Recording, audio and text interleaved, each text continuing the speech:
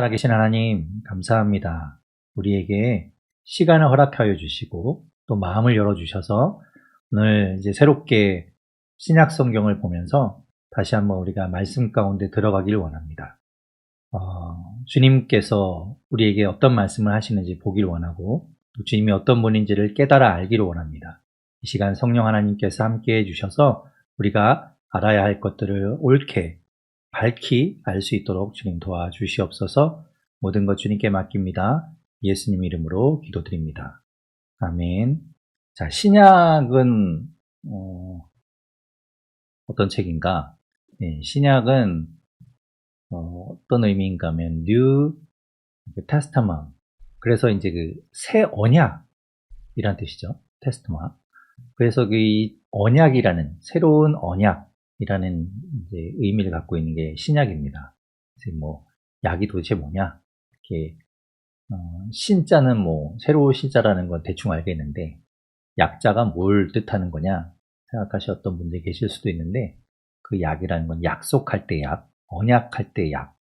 때로는 이제 여기서는 우리가 성경에서는 이제 유언이라는 뜻으로도 이제 쓰입니다. 그래서 이제 그런 의미를 가지고 있는 말이죠. 신약이 이제 그런 뜻을 갖고 있어요. 신약은 전체 27권으로 되어 있습니다. 구약은 39권, 그리고 신약은 27권. 그런데요, 이 신약도 그냥 우리가 순서대로 보면 마태복음부터 요한계시록까지 그 순서가 시간의 순서대로 되어 있지 않아요. 우리가 구약을 볼 때도 구약이 창세기부터 말라기까지 시간 순서대로 되어 있는 것이 아니었죠.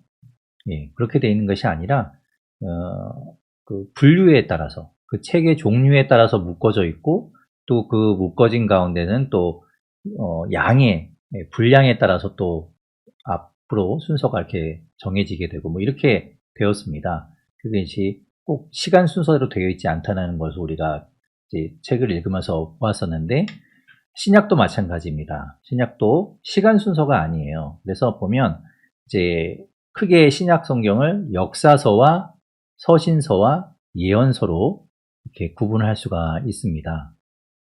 네, 그래서 이제 역사서 그리고 또 서신서, 편지죠, 편지. 서신서 그리고 이제 예언을 나타내는 예언서 이렇게 나눌 수가 있고요. 그 역사서라는 것으로 분류되는 것 가운데 이제 크게는 복음서, 우리가 이렇게 마태복음, 마가복음, 누가복음, 요한복음이라고 하는 복음서, 그리고 그 사도들의 이야기를 담고 있는 초대교회의 이야기를 담고 있는 사도행전, 이렇게 이제 묶어서 역사서라고 볼 수 있겠고요. 그리고 서신서에는 지금 여기 보면 이제 이것도 순서대로 되어 있진 않고 제가 조금 나눠서 이렇게 표시를 해놨는데요. 여기에 있는 13편지는 바울 서신입니다. 바울이 쓴 편지예요. 바울. 네, 바울 서신이죠. 바울이 쓴 편지들이고, 그리고 또 바울이 쓴 편지 말고 다른 사람이 쓴 일반 서신으로 이렇게 이제 나눠지는 거죠. 이거는 이제 일반 서신이라고 부릅니다. 네, 이렇게 나눠지게 되고요. 그리고 예언서에는 요한계시록 이렇게 있게 됩니다. 그래서 조금 더 이제 자세히 살펴보게 되면 복음서에는 4개의 복음서가 있죠. 마태, 마가, 누가, 요한복음이 있는데요. 그 중에서 이 마태복음부터 누가복음까지 이렇게 3개의 복음서는 우리가 특별히 공관복음이라고 이야기합니다. 공관. 그 관점이 같다는 거예요. 관점이 같은 복음서라고 볼 수 있고요. 요한복음은 같은 복음서인데도 조금은 이야기하고 있는 주제가 다릅니다. 굉장히 신학적이에요. 복음서 중에서도 요한복음은 신학적이고 그리고 뭐 삼위일체에 대해서도 이야기하고 하여튼 좀 어떻게 보면 좀 어려울 수도 있는 그런 내용을 담고 있긴 한데 그렇지만 요한복음을 읽어보면 예수님이 어떤 분인가에 대해서 우리가 좀 명확하게 알 수 있죠.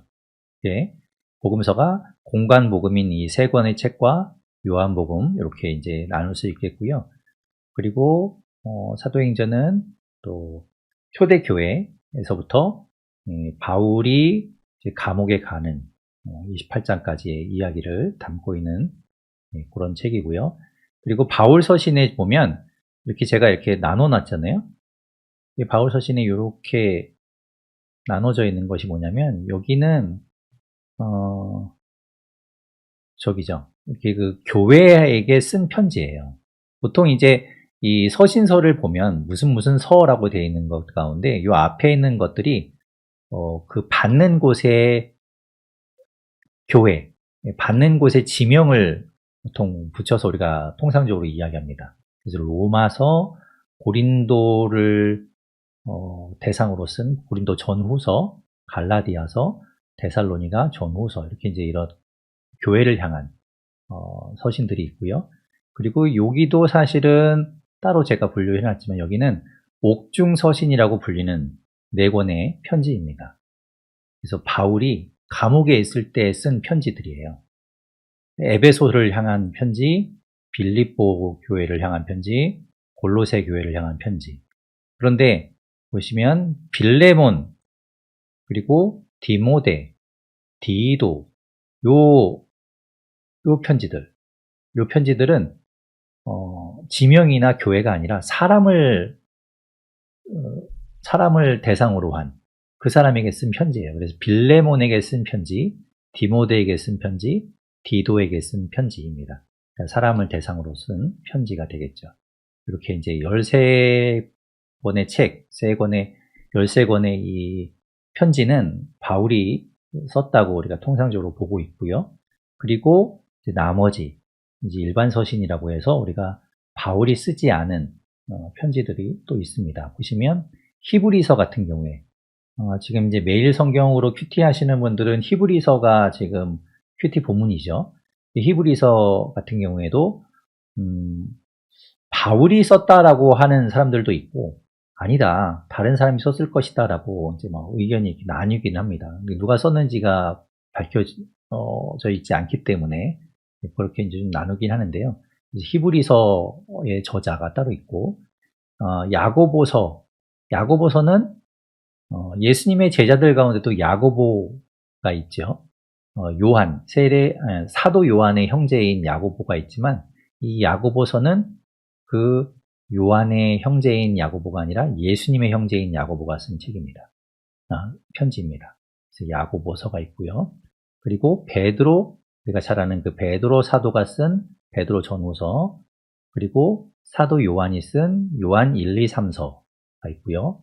그리고 유다서, 이 유다는 마찬가지로 예수님의 제자였던 유다가 아니라 예수님의 형제인 유다를 말합니다. 이렇게 바울이 아니라 다른 사람이 쓴 편지들도 있고요. 그리고 마지막에 이제 예언서인 요한계시록은 다시 오실 그 주님, 그리고 그때 임하게 될 새 하늘과 새 땅, 새 예루살렘에 대한 이야기들이 이제 마지막 때의 이야기가 기록이 되어 있지요. 근데 이것은 우리가 아는 이 요한 1, 2, 3서를 쓴 사도 요한이 반모섬에 유배를 가서 거기서 본 환상을 가지고 기록한 책입니다.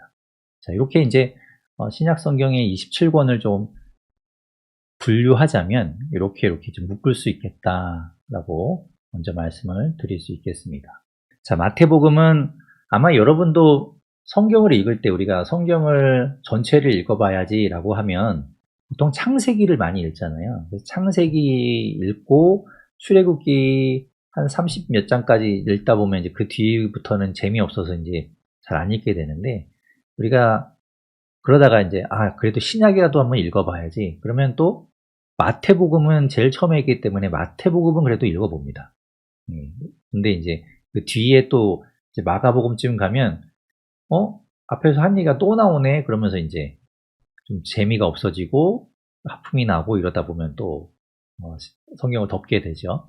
그래서 우리가 창세기를 잘 아는 것처럼 마태복음도 사실은 우리가 어떻게 보면 잘 아는 책이기도 합니다. 마태복음을 우리가 다시 한번 볼 텐데요. 마태복음은 어떤 책인가? 이 복음서는 아까 말씀드린 것처럼 예수님의 이야기를 담고 있는 그 4권의 복음서가 있는데요. 그 4권의 복음서가 왜 예수님의 이야기를 4권으로 나눠서 이야기하고 있는가? 그 이유는 각각의 예수님을 나타내고자 하는 어떤 주제가 좀 달라요. 그리고 그 복음서를 통해서 누군가에게 예수님의 이야기를 하고 싶은 그 대상도 조금씩 차이가 있고, 그렇게 강조점이 좀 다르다 보니까 4개의 복음서가 존재하게 되는 것이죠. 그래서 이제 좀 읽다 보면 조금은 복음서들끼리의 차이점도 있고, 좀 비슷한 점도 있고, 같은 점도 있고, 뭐 이런 것들이 발견이 됩니다. 그래서 오늘은 이제 마태복음을 볼 때 가급적이면 제가 뒤에 있는 것들하고는 많이 비교하진 않을 거예요. 근데 먼저 마태복음을 다 읽고 마가복음부터는 이제 우리가 마태복음을 한번 봤기 때문에 마태복음과도 비교를 하고, 또 누가복음 볼 때는 또 마태, 마가복음과 또 비교를 하면서 이렇게 보면 재미있을 것 같습니다. 마태복음은 그렇다면 어떤 사람을 대상으로 어떤 이야기를 하고 싶어서 쓴 책인가? 마태복음은 주제가 메시아, 구원자, 메시아, 그리고 헬라어로는 그리스도라고 하는데, 그 메시아로 이 땅에 오신 분, 왕으로 이 땅에 오신 분이 바로 예수님이다 라는 것을 이야기하고 싶어서 쓴 겁니다. 마태복음이. 그런 주제를 담고 있어요. 네.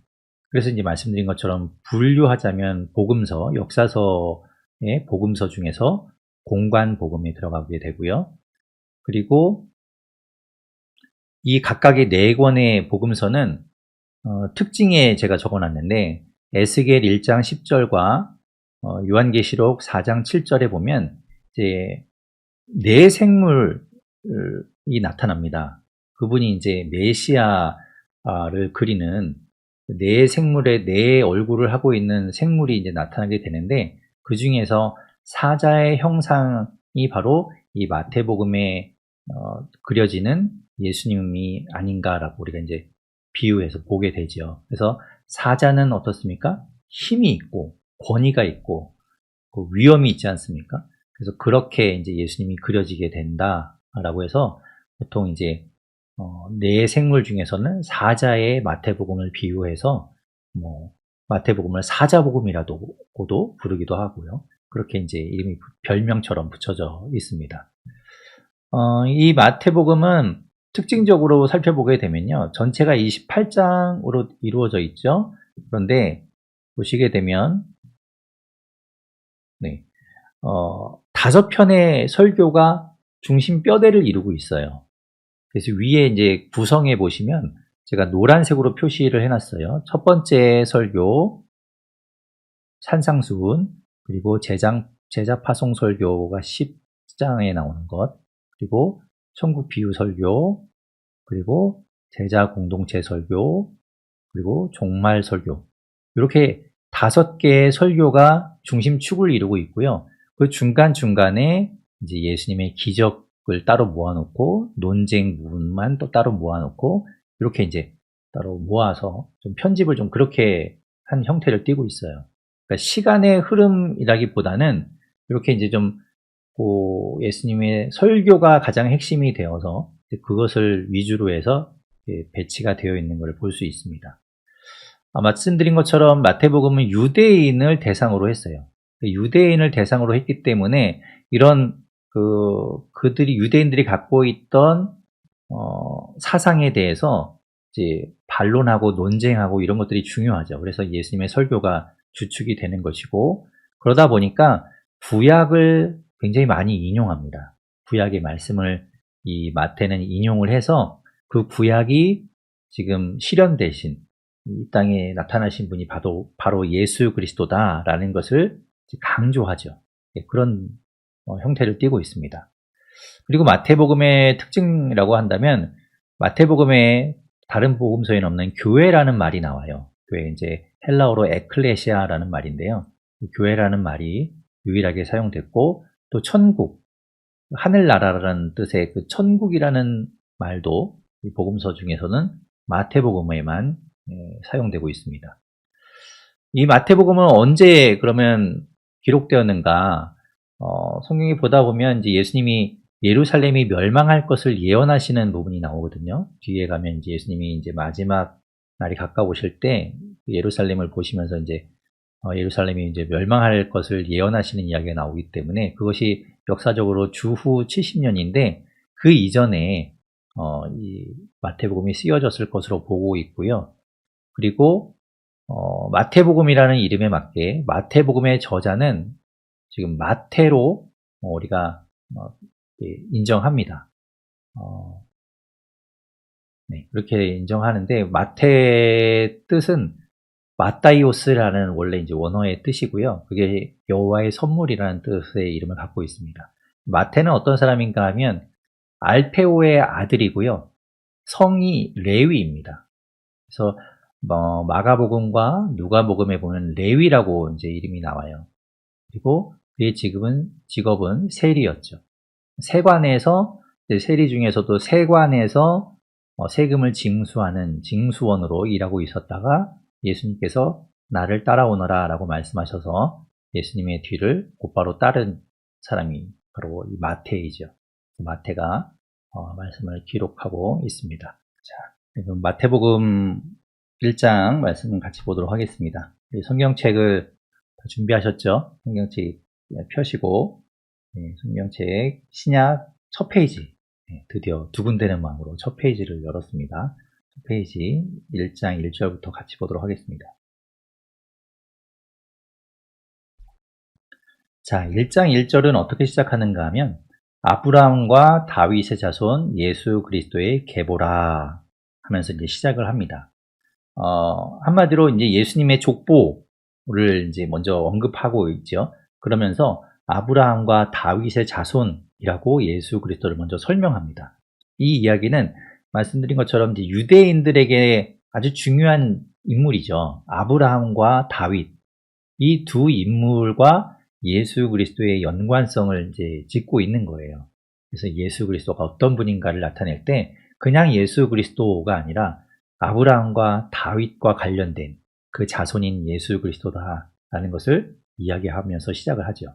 그래서 우리가 구약을 보았었는데 구약과 신약을 이런 식으로 이제 이어주면서 이야기가 시작되는 것이라고 볼 수 있어요. 그래서 2절부터 16절까지 예수님의 그 아브라함으로부터의 족보, 그 계보들이 쭉 나오게 되는데요. 여러분 이제 보시면 알겠지만 중간중간에 우리가 아는 그런 인물들이 이제 등장을 하죠. 그래서 아브라함으로부터 이제 시작해서 이삭, 야곱 이렇게 쭉 이야기가 나가는데요. 3절에 보면 남자들, 그러니까 남자들의 이름이 쭉 등장을 하다가 여자들의 이름이 등장하는 경우가 있습니다. 5명의 여인이 등장을 합니다. 3절에 보면 유다는 다말에게서 라면서 다말이라는 여인을 한 사람 언급하죠. 그 다말은 우리가 창세기 38장에서 우리가 보았던 내용인데요. 다말이 며느리인 다말에게서 유다가 며느리인 다말에게서 이제 아이를 낳게 되죠. 그래서 베레스와 세라를 낳고 그 베레스를 통해서 또 이제 계보가 이어지게 된다는 이야기고, 그리고 쭉 내려오다가 5절에 가게 되면 살몬은 라합에게서 보아스를 낳았다라고 말씀합니다. 여기서 보면 라합은 누군가 하면 그러니까 여호수아서에서 보았던 여호수아의 그 2장과 6장에 나오던 여리고성에 살고 있던 여인이었죠. 그래서 그 여리고성이 무너질 때 그 안에서 이제 구원받은 여인이 바로 라합입니다. 그래서 그 라합과 살몬이 결혼해서 이제 보아스를 낳는다는 이야기가 나오고, 보아스는 룻과 결혼해서 오벳을 낳게 되는데요. 그래서 룻은 그러니까 룻기에서 보았던 여인이죠. 룻기 전체에 등장하고 있는 시어머니 나오미와 함께했던 그 여인이 룻인데 그 룻이 등장을 하고 있습니다. 그리고 6절에 가게 되면 다윗은 우리아의 아내에게서 솔로몬을 낳았다라고 말씀하고 있어요. 우리아의 아내, 사무엘하 11장에서 다윗이 엄청난 잘못을 저지르지 않습니까? 그때 이 여인에게 반해서 잘못을 저지르는데 그 여인이 바로 우리아의 아내였던 바세바죠. 그 바세바를 이제 언급하고 있어요. 이렇게 지금 다말과 라합과 룻과 그리고 바세바, 우리아의 아내까지 이렇게 해서 이제 이방 여인들을 언급하고 있습니다. 그렇게 이제 그렇게 여인들을 언급하는 것도 좀 독특한데, 그게 또 이방 여인을 언급한다는 것은 하나님께서 그렇게 이방 사람을 통해서도 역사하고 계시다. 하나님은 유대인을 통해서 역사하시는 유대인만의 하나님이 아니다라는 것을 보여주는 것이겠죠. 자, 그렇게 해서 이제 쭉 등장을 하다가 16절에 가게 되면 야곱은 마리아의 남편 요셉을 낳았다라고 하면서 요셉을 언급할 때 마리아를 또 언급하죠. 이렇게 여인, 이제 5번째 여인인 마리아가 여기에 등장을 하게 됩니다.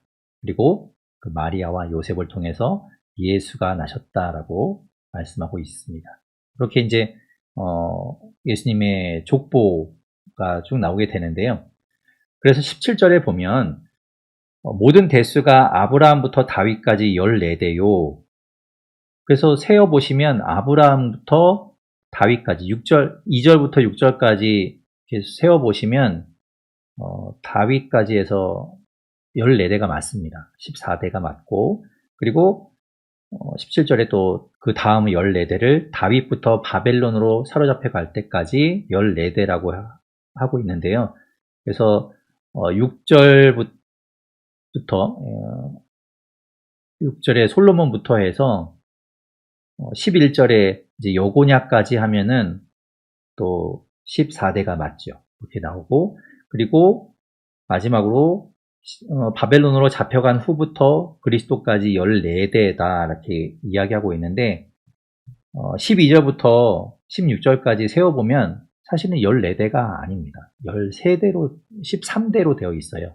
그런데 이제 이렇게 좀 14대는 아니지만 그것 그렇게 이제 딱 맞춰서 이제 이야기하고 싶었던 그런 것들이 있는 것 같아요. 보시면 왜 14대인가? 사실은 이 아브라함부터 예수님까지 이렇게 쭉 계보를 보게 되면 사실은 이것보다 훨씬 많아요. 지금 이제 여기 등장하는 인물이 쭉 보게 되면 42대라고는 하지만 41명의 이제 인물이 등장하고는 있지만 중간중간에 빠지는 사람들이 되게 많고요. 다 언급한 게 아니에요. 그냥 여기에 14라는 숫자에 맞추기 위해서 좀 중요 인물들만 기록을 해 놓은 것이고, 그리고 그 외에는 좀 이렇게 뺀 그런 경향이 있죠. 그럼 왜 굳이 이렇게 14라는 것에 집착해서 거기에 이렇게 맞췄는가? 그것은 여러 가지 설이 있어요. 이제 정확하게 왜 14인지는 알 수 없지만 대체로 이제 이야기하는 것은 다윗이라는 이름이 이제 히브리어로 쓰게 되면 다위드라고 해서 히브리어는 자음만 쓰거든요. 자음만 쓰는데, 그러니까 우리말로 하면 디귿, 이응, 디귿 이렇게 되겠네요. 우리 자음으로 하면 이제 그렇게 했는데 그 자음이 다 어떤 숫자의 값이 정해져 있어요. 그래서 그것을 요 세 글자를 합치면 14가 됩니다. 그래서 아마도 그 다윗과 관련성을 가지기 위해서 이게 14대만 남겨놓고 나머지는 다 생략한 것이 아닌가 이렇게 보기도 합니다. 네, 그렇게 해서 아무튼 이 14라는 숫자에 맞추려고 이제 꽤 노력을 한 것이죠. 그렇게 해서 나머지는 이제 간략하게 생략을 하고, 어쨌든 이야기하고 싶은 건 예수 그리스도가 1절에 이야기하는 것처럼 아브라함과 다윗의 후손이다 라는 것. 그래서 유대인들에게 그것을 강조하기 위해서 이제 이야기하고 있는 겁니다. 자, 그리고 이제 18절부터 이제 예수님이 나시는 이야기가 기록되어 있는데요. 우리가 잘 아는 이야기죠. 우리 성탄절에 성국으로도 많이 하는 그런 본문인데요. 보시게 되면 19절에 이제 남편 요셉이 나오는데 그가 의로운 사람이라고 이야기하면서 20절에 보면 주의 사자가 현몽하여서 꿈에 나타나서 이른 이야기가 나옵니다. 여기 이제 마태복음에서는 주의 사자가, 그러니까 천사죠. 천사가 나타나서 요셉에게 이야기를 해줘요. 요셉에게 이제 21절에 보면 네가 아들을 낳을 텐데 이름을 예수라고 해라. 그러면서 예수는 어떤 뜻인가? 자기 백성을 그들의 죄에서 구원할 자다 라고 이제 이야기를 해주는데요. 요 같은 이야기를 그 예수님의 잉태하신 이야기를 다루고 있는 누가복음에 보게 되면 누가복음 에서는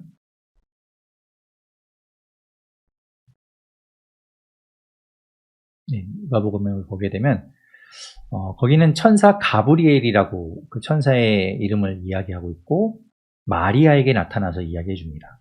그래서 마리아에게 나타나서 마리아에게 네가 잉태하여 아들을 낳을 텐데 그 이름을 예수라 하라라고 이야기하는 내용이 나오죠. 그렇게 조금의 이런 차이가 좀 있습니다. 오케이. 아무튼 하나님의 사자인 천사가 나타나서 요셉과 마리아에게 이제 아기가 잉태될 것이고 그 아기의 이름을 예수라 하라라는 것을 이야기해 주는 내용이 나오죠. 예수라는 이름의 뜻은 예수는 히브리식 발음으로 하면 예수아입니다. 예수아. 여호수아와 같은 발음을 하고 있어요. 그래서 여호와는 도움이시다. 여호와는 구원이시다라는 뜻을 가지고 있고요. 그것을 이제 헬라어로 그 발음 그대로 이렇게 번역을 할 때 예수스라고 하게 된 것이죠. 그래서 이제 우리말로는 예수라고 이렇게 기록을 하는 겁니다. 네. 그렇게 이제 이야기가 나오고, 그렇게 잉태된, 성령으로 처녀에게 잉태된 그 사건이 23절에 보면, 이사야 7장 14절에 그 말씀하신 이사야를 통해서 하신 그 말씀이 이제 이루어지는 것이다 라고 이야기합니다. 이런 식으로 마태는 구약에 있던 예언이, 구약에서 말하던 바로 그 이야기가 예수 그리스도로 나타났다라고 계속해서 이야기하죠. 예수님께서 이제 잉태되는 이야기까지가 1장의 이야기였다면 이제 예수님이 태어나시는 이야기가 이제 2장에 나오게 되는데요. 2장을 보게 되면 1절에 헤롯 왕 때라고 말씀하고 있죠. 헤롯 왕은 당시에 그 이스라엘 유대 지방을 다스리던 분봉왕이었습니다. 그 헤롯 왕 때에 1절 중간에 보면 동방으로부터 박사들이 예루살렘에 이르렀다라고 되어 있어요. 동방으로부터 박사들이 왔다고 되어 있는데 동방 박사 우리는 선곡할 때 뭐합니까? 동방 박사 세 사람 이야기하잖아요. 예. 그런데 여기 세 사람이라는 말 없습니다. 동방으로부터 박사들이 왔다. 그러니까 여러 명의 박사들이 왔는데 그 몇 명인지는 기록하고 있지 않아요. 그냥 박사들이 왔다라고 기록하고 있고 여기서 말하는 동방이라고 하면 어디일까? 우리는 동방 그러면 우리 동방 예의지국인 우리나라 이쪽 끝을 생각하지만 이때의 동방은 그 옆에 있는 그 메소포타미아 강 그쪽에 있는 페르시아를 이야기합니다. 지금의 이란 쪽 정도 되겠네요. 그쪽에 있던 그 별을 연구하던 그러니까 점성가들이었겠죠. 그들이 이제 그 별을 보고 찾아왔다는 거예요. 그래서 2절 중간에 이야기하죠. 우리가 동방에서 그의 별을 보고 그에게 경배하러 왔다라고 이제 헤롯 왕을 찾아와서 이야기합니다. 보시게 되면 별을 보고 왔다. 아마도 여러 가지 별을 연구하면서 이제 그들 나름대로 그 별에 대한 어떤 예언 같은 것이 있었나 봐요.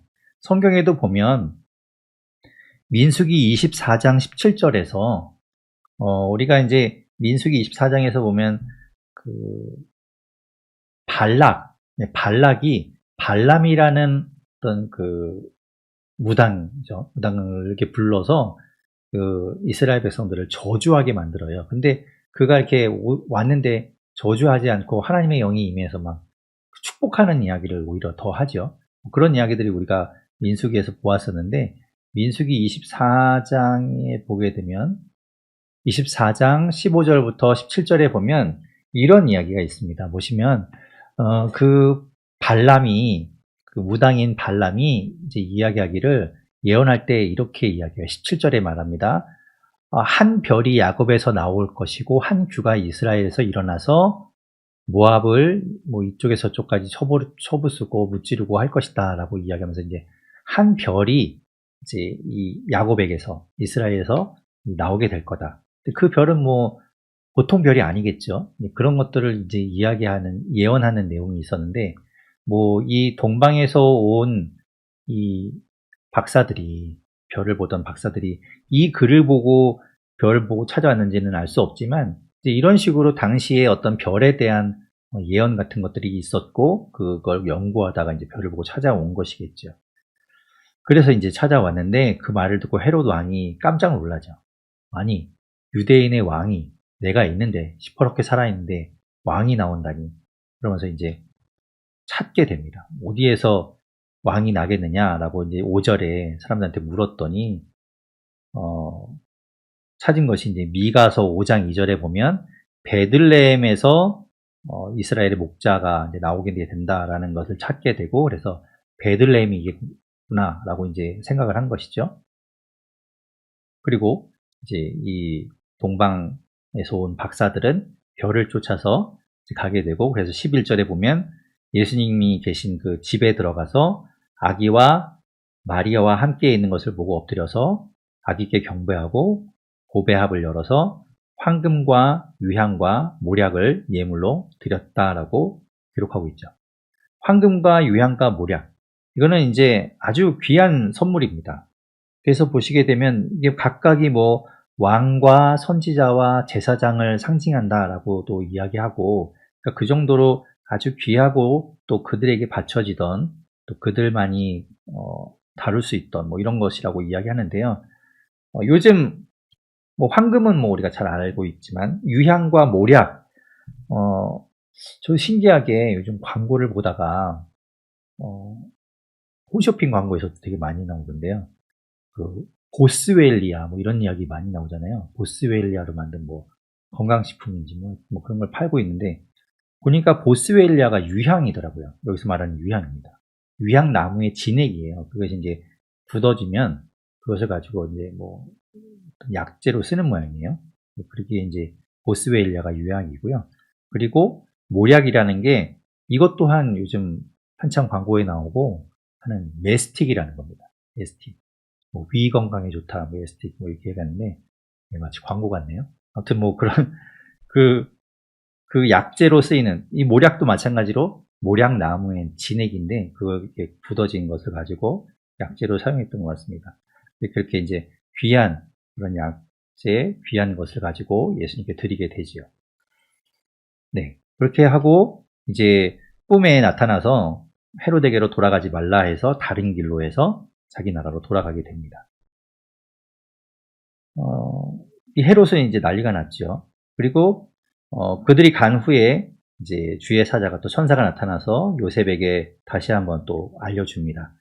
그래서 13절 뒷부분에 보게 되면 헤롯이 아기를 찾아서 죽이려 하니 일어나 아기와 그의 어머니를 데리고 애굽으로 피하라 라고 이제 이야기하시죠. 그래서 이제 황급히 이제 아기 예수님과 마리아를 데리고 이집트로 피난 내려가게 됩니다. 그리고 거기서 헤롯 왕이 죽을 때까지 있다가 이제 올라오게 됩니다.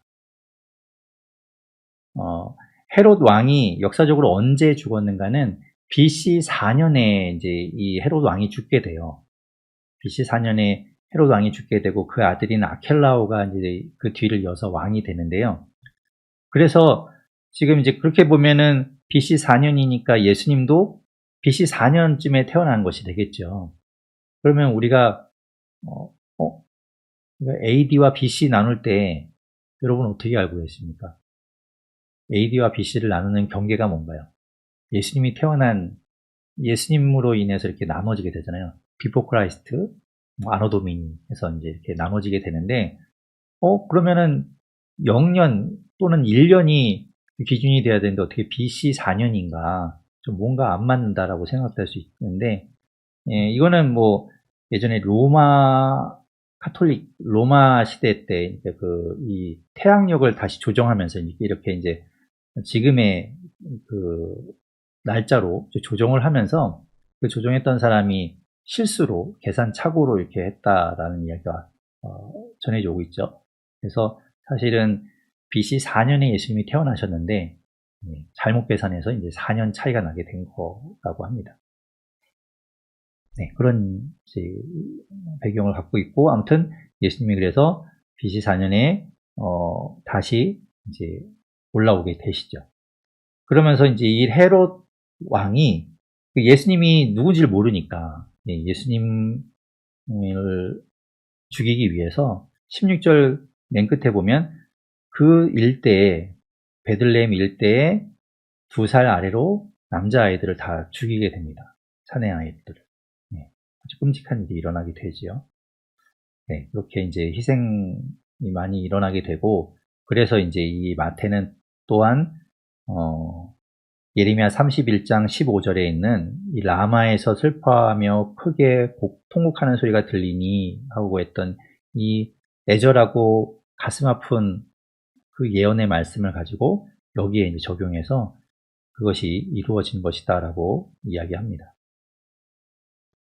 그리고 이제 19절에 그 헤롯이 죽은 후에 다시 한번 주의 사자가 요셉에게 나타나게 되죠. 세 번째 나타나는 겁니다. 그래서 이제 헤롯이 죽었으니 이제 고향 땅으로 돌아가라라고 해서 올라오게 되는데 22절에 보면 그의 아들인 아켈라오가 왕이 됐는데 뭐 아켈라오도 선한 왕은 아니죠. 그래서 그가 무서워서 이제 갈릴리 지방으로 이제 가게 됩니다.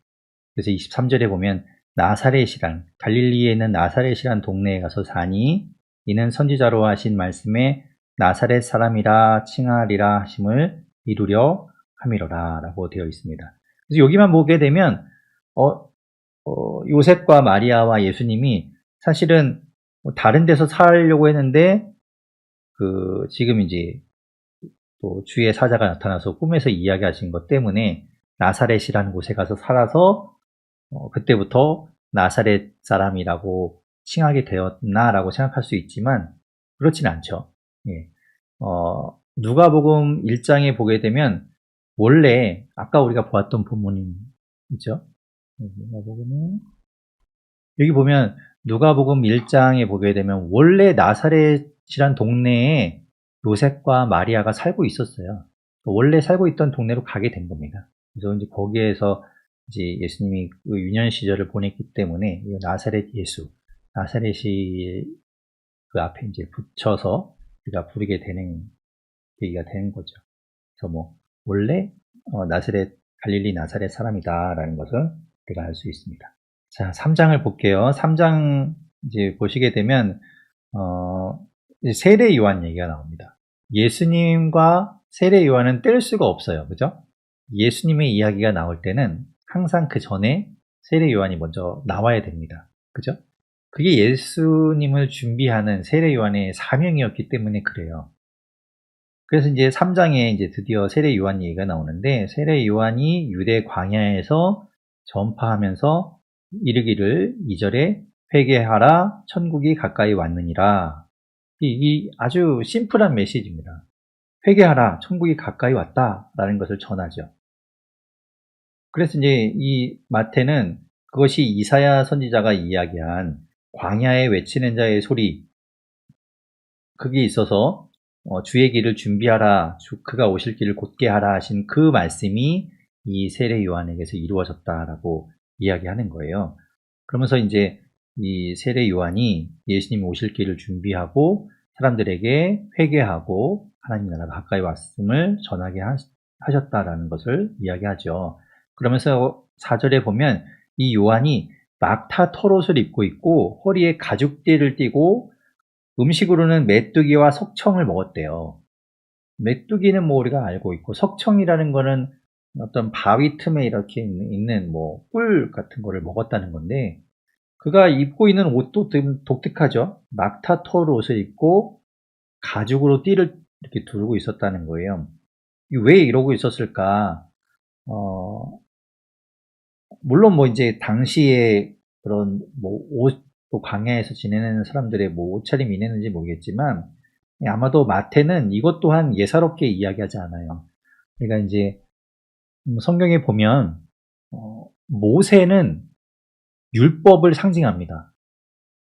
그래서 이제 예수님께서 변화산에 올라가셔서 모습이 크게 변하신 다음에 누구와 만나는가 하면 모세와 엘리야와 만나서 거기서 이렇게 세 분이서 이야기하는 장면이 나와요.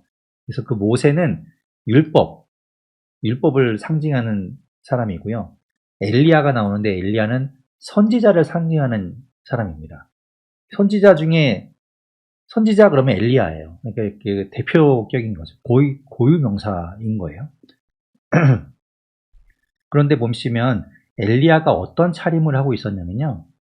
자, 엘리야가 어떤 차림을 하고 있었는지를 이제 열왕기하 1장 8절에 이야기하는데요. 거기 보면 말해요. 그가 털이 많은 사람이래요. 몸에 털이 많은 사람. 에서도 털이 많았죠. 근데 아무튼 털이 많은 사람이었고 허리에 가죽띠를 띠고 있었대요. 그래서 멀리서 봐도 털이 막 북실북실하고 가죽띠를 띠고 있으면 그 사람은 엘리야야 라고 이제 이야기했다는 거죠. 그런 식으로 그렇게 엘리야, 선지자 하면 그런 모양, 그런 행색을 하고 있었다는 것을 이제 알 수 있는데, 이 세례 요한이 그렇게 이제 낙타 털옷을 입고 가죽띠를 띠고 그런 걸로 봐서는 이제 마태가 이야기하고 싶은 거는 이 세례 요한이 그런 선지자다라는 것을 좀 이야기하고 싶은 것도 있겠죠. 그래서 이 세례 요한이 선지자로서 예수님의 길을 예비하고 있다라고 이야기하는 겁니다. 그러니까 이제 지난 시간에 말라기 말씀을 보았는데 말라기 마지막 4장에 보게 되면 거기서 뭐 얘기했습니까? 이제 앞으로 선지자 엘리야를 너에게 보낼 것이다 라고 이야기하셨었는데 그 엘리야, 선지자, 그가 세례 요한으로 이 땅에 온 겁니다. 400년 후에. 그래서 와서 예수님의 길을 준비하는 것이죠. 그래서 이제 사람들에게 회개를 선포하고 세례를 줄 때 많은 사람들이 그에게 와서 요단강가에서 세례를 받습니다. 그럴 때 이제 7절에 보면 바리새인들과 사두개인들도 와서 세례를 받을 때 이제 이 세례 요한이 그들을 향해서 이 독사의 자식들아 라고 더 심하게 했겠죠. 독사의 삐리리더라 뭐 이렇게 이야기했을 거예요. 아무튼 그렇게 이제 막 강하게 이야기하면서 그들에게 회개에 합당한 열매를 맺어라. 모양으로만 한 경건을 나타내지 말고 모양으로만 회개하지 말고 우리가 정말 회개해야 된다라고 이제 막 이야기하죠. 그러면서 10절에 보면 좋은 열매를 맺지 않으면 나무마다 찍혀서 불에 던져지리라 이렇게 이제 막 이야기하고 11절에 그 뒤에 오실 주님을 이야기합니다. 나는 물로 세례를 베풀지만 내 뒤에 오시는 이가 있는데 그는 나보다 능력이 많으시니 나는 그의 신을 들기도 옆에서 신을 들어주는 것도 감당할 수 없다 라고 이야기하면서 그는 성령과 불로 세례를 베푸실 것이다 라고 이야기하죠. 그러면서 이제 12절에 그 그리스도께서 오시게 되면 이제 심판하신다는 이야기를 하고 있어요. 손에 키를 들고 타작마당으로 이제 알곡은 모아드리고 쭉정이는 불에 태우게 될 것이다. 이제 선포하죠. 그러고 있을 때 이제 13절부터 나오는 이야기는 예수님이 갈릴리에서 요단강에 이르셔서 세례 요한에게 세례를 받으려고 하십니다. 세례 요한은 깜짝 놀라죠. 아니 당신이 나한테 세례를 어떻게 받습니까? 내가 받아야 마땅하지요 라고 이야기를 하면서 만류하지만 예수님께서 해야 된다. 그것이 합당하다라고 이야기하셔서 세례를 받게 되는 이야기가 나옵니다. 자, 지도를 보게 되면요. 지도를 보시게 되면 지금 예수님이 계시던 곳은 원래 예수님의 고향은 어디입니까? 나사렛. 고향은 베들레헴이죠.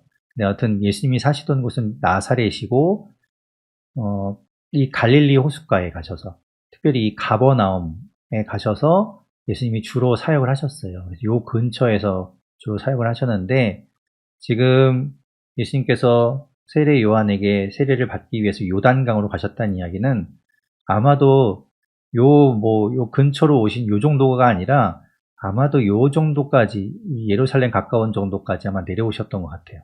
그래서 오셔서 이쪽에서 이제 세례를 받으신 것으로 보입니다. 이 정도까지 내려오셔서 세례를 받으신 거죠.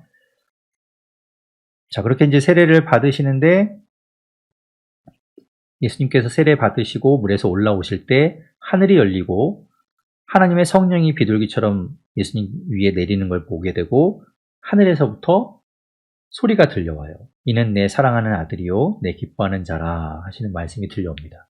그래서 이 예수님이 성령 세례를 받으시는 이때에 삼위일체 하나님이 다 역사하시는 장면이에요. 이 성경에 이 삼위일체 하나님이 함께 하시는 장면이 그렇게 많지 않거든요. 흔하지 않은데 여기 보면 지금 하나님이 하늘에서 음성으로 이야기하고 계시고 예수님이 세례를 받으시고 그 하나님으로부터 예수님께 성령이 비둘기처럼 쫙 내려오는 그 삼위일체 하나님이 함께 역사하시는 모습이 그려지고 있죠. 4장에 가게 되면 아주 중요한 이제 또 말씀이 나오죠. 예수님께서 성령에 이끌려서 시험 받으시는 이야기가 나옵니다. 자, 4장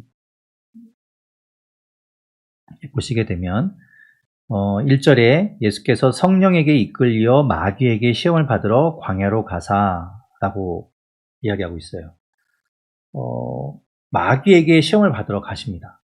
그런데 성령이 이끌고 가세요. 그런 거 보면 이렇게만 보면 성령하고 마귀하고 뭐 합작해서 뭔가 하는 것 같지만 하나님께서 그걸 허락하셨다는 거예요. 하나님께서 이 마귀에게 시험 받는 것을 허락하셨다. 그렇게 받도록 허용하셨다는 거죠. 그래서 이제 마귀에게 광야에 가서 시험 받으시는데 2절에 보면 40일 밤낮으로 금식을 하십니다. 여러분 40일 금식 해보신 분은 아마 없으실 것 같아요. 저도 한 3일 이상 해봤나? 3일 정도 금식 해본 적은 있는데 40일 금식은 정말 위험하죠. 40일을 금식했으니 뭐 정말 뭐라도 먹을 것 같지 않습니까? 그럴 때 이 3절에 보면 시험하는 자가 예수님께 와서 유혹하죠. 예수님은 가능하신 분이니까 이 널려 있는 뭐 그 돌들을 가지고 떡이 되게 해서 그걸 먹으면 되지 않겠냐라고 이제 유혹을 합니다. 예수님 못하실 분이 아니에요. 그런데 예수님은 그것을 거부하시죠. 4절에 그래서 신명기 8장 3절의 말씀을 가지고 그 마귀에게 대적하십니다. 사람이 떡으로만 살 것이 아니요 하나님의 입으로부터 나오는 모든 말씀으로 살 것이라. 네, 그렇게 이제 말씀으로 물리치시는 이야기가 나옵니다. 사실 이 예수님께서 시험 받으시고 마귀에게 3가지 유혹을 받으시는 이야기는 우리가 이제 이렇게 짧게 읽고 넘어가게 되겠지만 사실은 굉장히 이게 아주 중요한 이야기고 신학적으로도 또 우리가 깊이 묵상해야 될 그런 이야기예요. 그래서 저도 이제 예전에 이 본문을 가지고 3주였나 4주였나를 이렇게 설교한 적이 있는데 그 정도로 이게 많은 것을 우리가 그냥 대충 보아 넘길 수 없는 그런 내용입니다. 아무튼 그렇게 해서 첫 번째 시험을 예수님께서 넘기셨어요. 그자 5절에 보면 마귀가 예수님을 거룩한 성으로 데려다가 성전 꼭대기에 세우십니다. 그리고 거기에서 네가 하나님의 아들이라면 뛰어내려 봐라. 하나님이 천사들을 보내서 너를 이렇게 받들어서 다치지 않게 하지 않겠냐. 이렇게 이야기하죠. 그러면서 여기서 이제 이 마귀가 첫 번째 시험과는 다르게 하나님의 말씀을 인용해요. 그래서 자기도 하나님의 말씀을 가지고 인용해서 유혹하는 거죠. 그러니까 우리가 조심해야 되는 게 하나님의 말씀을 이야기하고 들이댄다고 해서 이게 다 하나님의 뜻이 아니에요. 마귀도 하나님의 말씀을 잘 알고 있기 때문에 얼마든지 하나님의 말씀을 이용해서 그걸 이렇게 틀어서 이용합니다. 그러니까 대표적으로 이제 이단들 보면 잘 알잖아요. 하나님의 말씀을 가지고 교묘하게 자기네들 이익대로 그걸 이용해서 아주 잘 껴맞춥니다. 그러니까 거기에 넘어가면 안 되죠. 그래서 예수님께서 7절에 또 신명기 6장 16절의 말씀을 가지고 주 너의 하나님을 시험하지 말라 하시면서 물리치시죠. 그리고 세 번째 시험이 이어집니다. 마귀가 또 예수님을 데리고 지극히 높은 산에 올라가서, 그러니까 천하 만물이 다 보일 정도였다는 것은 아주 높은 산인 것 같아요. 그래서 거기에 올라가서 모든 것을 다 보여주시면서 내게 엎드려, 이 마귀에게 한번 무릎 꿇으면 이 모든 것을 다 내게 주겠다라고 이제 유혹할 때 예수님께서 신명기 6장 13절의 말씀을 가지고 물러가라 이렇게 말씀하시면서 주 너의 하나님께 경배하고 다만 그를 섬기라 하였느니라 하면서 이제 마귀의 시험을 이겨내시죠. 네. 그래서 예수님께서 이 사탄 마귀의 시험을 이기신 내용이 이제 나오고 있는데 이걸 통해서 우리는 예수님 편이에요. 네, 예수님 편입니다, 여러분은. 예수님이 이 시험을 이기셨기 때문에 우리도 이긴 거예요. 우리도 같은 편이니까. 그죠? 야구 경기를 하는데, 뭐, 이쪽 팀과, 청팀과 백팀이 경기를 하는데, 청팀이 이겼습니다. 그러면 청팀의 투수가 혼자만 이긴 게 아니죠. 나머지 팀원들이 다 이긴 거지 않습니까? 마찬가지로 예수님께서 사탄 마귀를 이기셨다는 건 예수님이 같은 편에 있는 우리도 사탄 마귀를 이긴 거예요. 그러니까 이 말씀처럼 우리도 이기면 물리치면 됩니다. 지면 안 돼요. 자, 그러자 이제 11절에 마귀가 예수님을 떠나고 천사들이 나와서 예수님을 수종들게 되죠. 그럴 때 이제 12절에 보면 예수께서 소식을 듣는데 세례 요한이 잡혀갔다는 이야기를 들으세요. 그래서 예수님께서는 다시 갈릴리로 가시게 됩니다. 네, 아까 보면 이제 이렇게 세례를 받으신 곳이 이제 뭐 요 일대가 된다면 여기서 다시 이제 갈릴리로 다시 올라가신 것이죠. 그래서 이동해서 13절에 보면 나사렛을 떠나 스불론과 납달리 지경 해변에 있는 가버나움에 가서 사시니 여기죠. 가버나움. 네. 예수님께서 요 일대에서 여기 스불론과 납달리 땅이라는 건 요 이제 이 갈릴리 지금 표시되는 요 정도가 될 것 같아요. 갈릴리 호수의 북쪽, 서쪽, 북서쪽 이 부근에서 이제 가버나움을 배경으로 거점으로 해서 예수님께서 사역하시고 활동하셨다는 거예요. 네, 그러면서 이제 이 마태는 15절, 16절에 이사야 9장 1절과 2절 말씀을 인용하면서 그 말씀이 이제 이루어졌다 이렇게 이야기합니다. 그리고 17절에 예수님께서 이제 비로소 이때부터 회개하라 천국이 가까이 왔느니라 하시면서 이제 전파하시게 됩니다. 원래는 이제 세례 요한이 하던 이야기죠. 세례 요한이 3장 2절에서 회개하라 천국이 가까이 왔느니라 라고 막 사람들에게 전했었는데 이제 세례 요한이 잡히고 예수님께서 그 뒤를 이어서 이제 같은 메시지를 전하시는 것이죠. 그리고 18절부터 이제 제자를 하는 예수님께서 이제 세우시는 이야기가 나오는데 이 갈릴리 해변에 다니시다가 두 형제인 안드레와 이 베드로 형제가 이제 어부인데 바다에서 그물을 던지는 것을 보고 말씀하시죠. 나를 따라오라. 내가 너희를 사람을 낚는 어부가 되게 하리라. 19절에 이렇게 말씀하셔서 그들이 모든 것을 곧 버려두고 예수님을 따라가게 됩니다. 그리고 21절에 보면 조금 더 가시다가 다른 형제, 아마도 이제 계속해서 이 베드로, 안드레, 야고보, 요한, 요 형제들은 같이 어부로 활동했고 되게 친했던 것 같아요. 가까이 이제 함께 협력해서 어부 일도 하고 했었는데 이제 같이 이제 예수님의 제자가 되죠. 그래서 그들도 예수님을 곧 따르게 됩니다. 그래서 이제 예수님의 제자로 부름받아 나서게 되는 것이죠. 그러면서 23절에 중요한 이야기가 나오는데 이제 예수님께서 두루 온 갈릴리에 다니시면서 이제 회당에서 가르치시고 천국 복음을 전파하시고 백성 중에서 모든 병과 모든 약한 것을 고치십니다. 예수님의 이 땅에서의 사역을 우리가 보통 이렇게 세 가지로 이야기하지 않습니까? 가르치시고 전파하시고 고치시는 사역을 하신 것이죠. 그러면서 이제 그 소문이 온 수리아라는 곳은 어딘가 하면 이 가버나움 반대편 이쪽이 이제 수리아 쪽이에요. 수리아 쪽. 그러니까 이 수리아에서부터 사람들이 다 그 이야기를 듣고 예수님께 나왔죠. 그래서 25절에 보면 갈릴리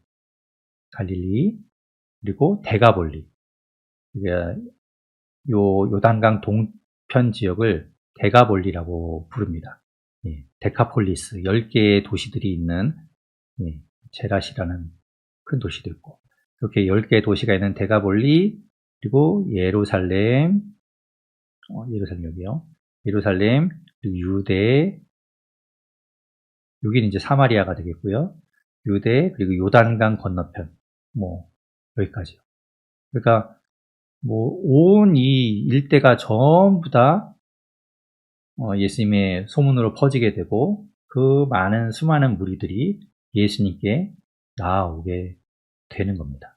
살아계신 하나님 감사합니다. 오늘도 주님께서 함께 해주셔서 우리가 마태복음을 통해서 예수 그리스도를 우리가 알고 또 그 말씀을 함께 볼 수 있어서 감사합니다.